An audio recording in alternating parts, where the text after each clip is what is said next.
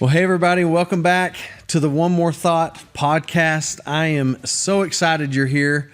We're starting a brand new series today, and I'm so excited about it. If you don't know, my name is Heath, and I'm so excited to be your host. I'd love for you to like, share, comment, subscribe, all the things you do with podcasts as we take what we're doing on Sunday mornings at Church on the Rock, and we go just a little bit deeper in this weekly podcast. We get to focus on it a little bit more and go a little bit deeper. And so I'm honored today to have Pastor Paige with us. I was going to say a returning guest, but you're like a returning guest. So yes. Pastor Paige, how are you doing? I'm good. Yeah? I'm great. Things are good? Things are great. Yes. Busy? Are you on a busy season of life? I am in a busy season of life. Yeah. It's the springtime and my kids are doing stuff. Yeah. Work is always full and I love it. Good. I love it. So yes. Well, if you don't know, it may look a little bit different today. We've got our Bibles with us because we just started a sermon series at Church on the Rock called Jesus is Better. Yeah. And it is a journey through the book of Hebrews. It's something actually that our women did last summer in a Bible study, and we kind of started talking about the comments and the feedback we got from that. And we're like, man, maybe we need to do a series for the church. And that kind of combined with us going through the book of Luke last year and hearing how excited people were to just go chapter by chapter through the Word of God. And so I would encourage you for every podcast, but especially these next few, we're just going to be doing exactly what we're doing on Sunday morning, going chapter by chapter. Today we're going to be in Hebrews 1, so maybe you want to make that a weekly challenge. You want to read along with us. But Pastor Paige, talk to us about, go back to last year when you're thinking about your women's Bible study. Why Hebrews? That's a great question. You know, I was getting feedback from women that they do enjoy, I think not just women, but men too, they do just enjoy diving into the Word. And I heard them say, I want to study a book I haven't ever studied before. Yeah. I want something that is deep theologically, but also practical. Yeah. And so I really kind of looked at several things, and I just landed on Hebrews. Yeah. And it was mostly as I was reading through it, I just really felt like this overarching message of Jesus is better. Yeah. It's good for everyone. Yeah. You know? And so I just thought it doesn't matter who's in that room, they're going to get something really amazing to apply to their lives. And as everyone's about to discover, Hebrews is deep. Yeah. I mean, sometimes it's hard because some of even the language and the wording, you're like, what are they saying? But when you do the work and you dig into it, you realize, oh, like it has some language that's specific to the people that were reading it. Yeah. But the content and the meaning behind it is just as prevalent for us today. Yeah, and I think it's so good. And here's the truth. Side note.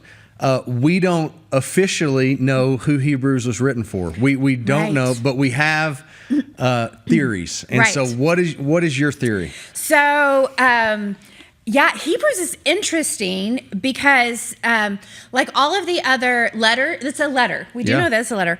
But all the letters written by Paul is like, hey, I'm Paul. I'm writing this letter. And there's nothing like that in here. And so as far as who it's to, I think that it is to Jewish believers who actually live in Rome. Yeah.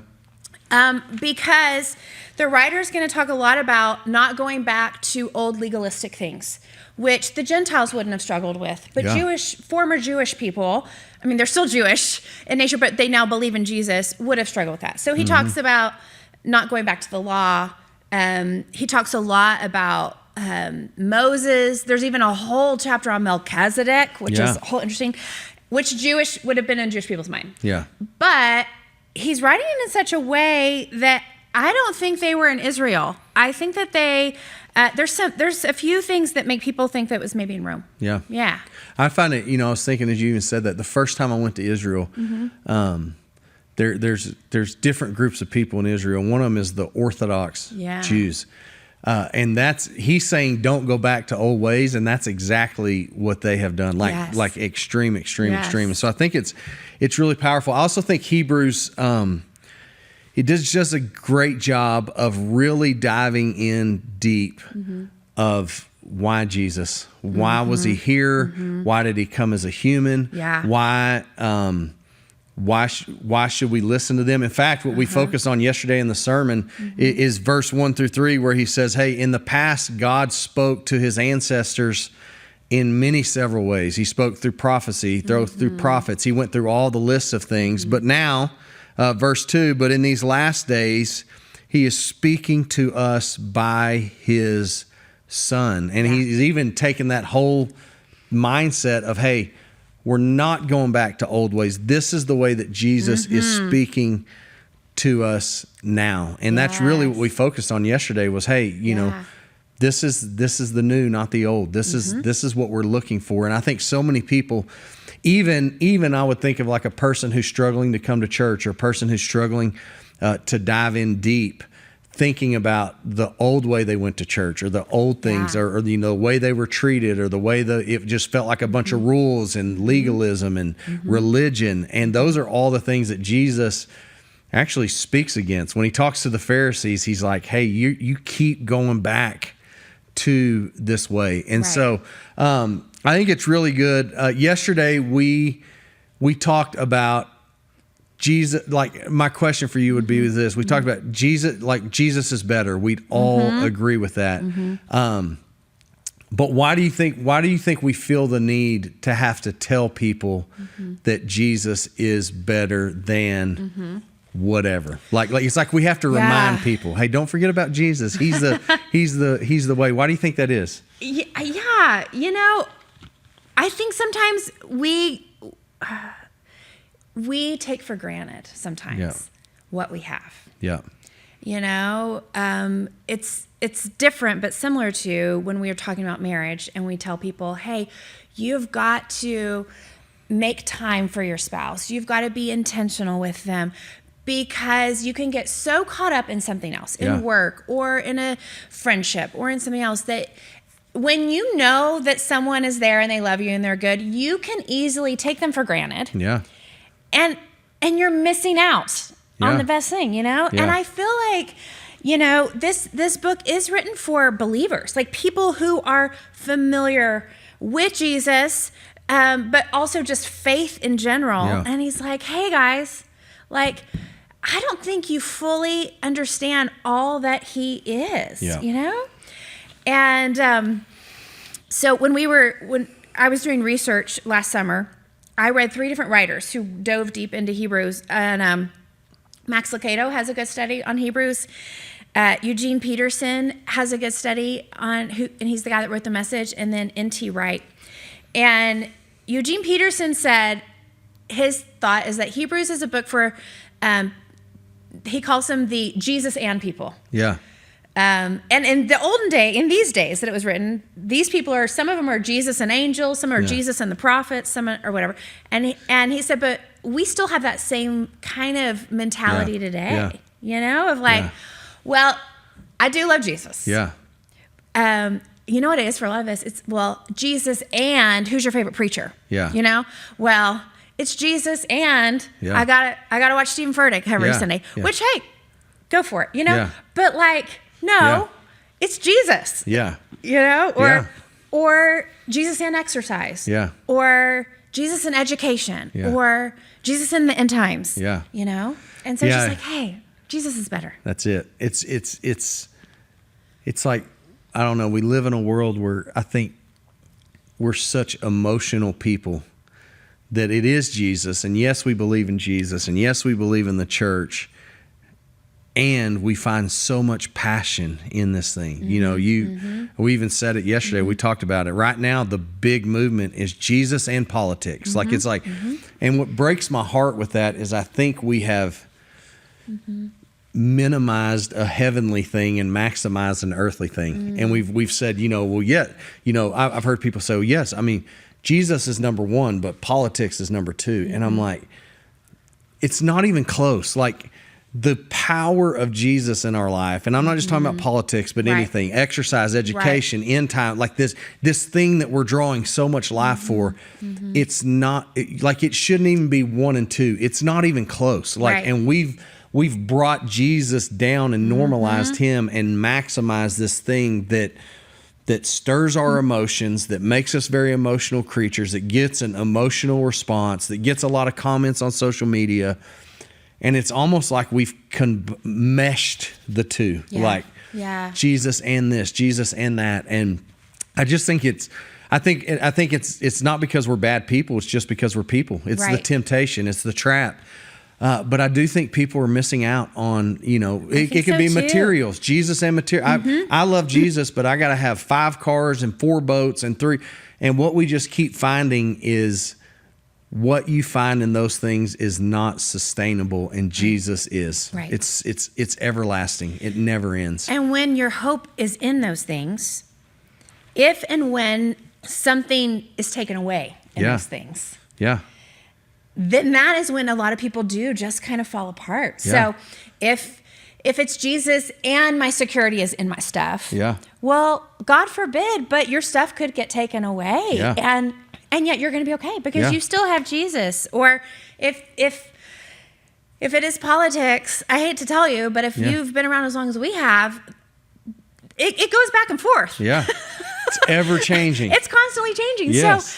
So if you have a lot of confidence right now, well, you better get ready because I don't Yes. know. I mean, but it's probably going to swing back the other Yeah, way, yeah. And so, and so the author in Hebrews, they do like in the very beginning, they just verses 1 through I think 3 or 4 just makes this case of like, let me tell you why the Son is better. Yeah. And it's like, okay, listen, God promised everything to the Son as an inheritance. Through the Son, he created the universe.